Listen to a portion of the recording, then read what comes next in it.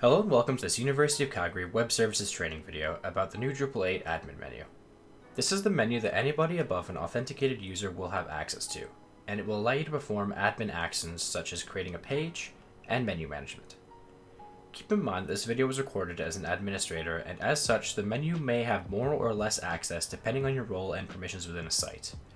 Along with this video, it is recommended to look at the accompanying documentation for the Drupal 8 environment, the link for which will be available in the description. The Web Services team is also available to provide assistance and additional information at ucalgary.service-now.com/IT. Also, if you're new to the environment, we do have a quick start playlist to help you get up and running in the new environment, and the link for which will be also available in the description. To log into a site, simply add /user to the end of the URL while at root. For those of you who aren't aware of what at root means, this is essentially the home page or the starting URL for your site. For example, because I'm on page-1, I'll need to remove this from the URL and add /user to be able to log in. From here, you'll typically be taken to a CAS login screen where you'll have to enter in your UCalgary UCID credentials to be able to log into the site and begin editing.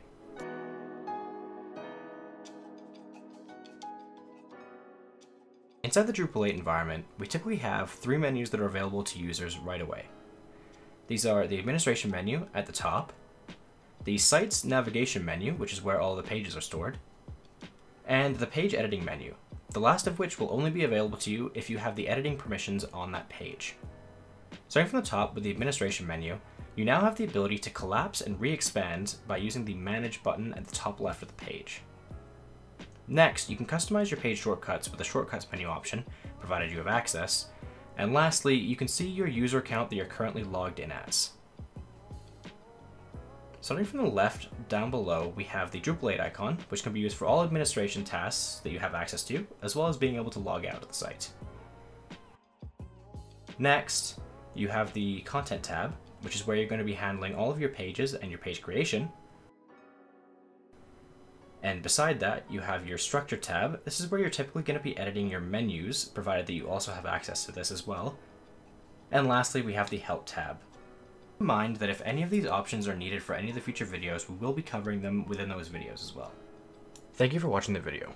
Once again, any of the links mentioned within the video can be found in the description, and if you have any questions, need to clarify any of the topics discussed in the video, or would like to provide feedback on the video, please submit a ticket to the Web Services team at ucalgary.service-now.com/IT.